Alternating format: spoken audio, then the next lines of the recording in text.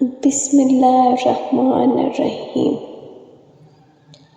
شروع اللہ کے نام سے جو بڑا مہربان نہایت رحم کرنے والا ہے۔ حدیث مبارکہ۔ مجھے جابر بن عبداللہ سلمہ رضی اللہ تعالیٰ عنہ نے خبر دی، انہوں نے کہا کہ رسول اللہ صلی اللہ علیہ وآلہ وسلم اپنے صحابہ کو ہر مباح کام میں استخارہ کرنا سکھاتے تھے، جس طرح آپ قرآن کی سورت سکھاتے تھے۔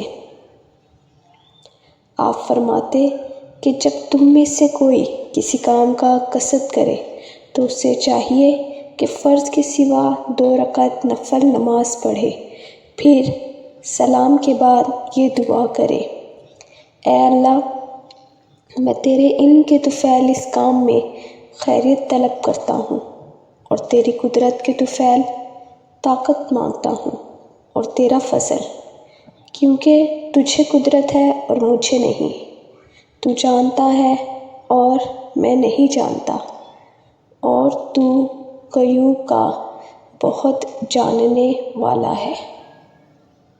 اے اللہ، بس اگر تو یہ بات جانتا ہے، اس وقت استخارہ کرنے والے کو اس کام کا نام لینا چاہیے کہ اس کام میں میرے لیے دنیا اور آخرت میں بھلائی ہے، یا اس طرح فرمایا کہ میرے دین میں اور گزران میں اور میرے ہر انجام کے اعتبار سے بھلائی ہے، تو اس پر مجھے قادر بنا دے اور میرے لیے اسے آسان کر دے، پھر اس میں میرے لیے برکت عطا فرما۔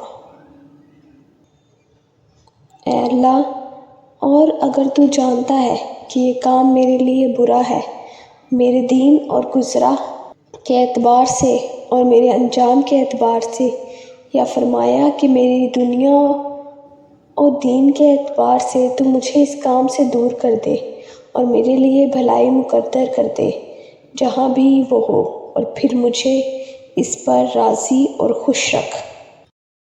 بخاری شریف حدیث نمبر 7390۔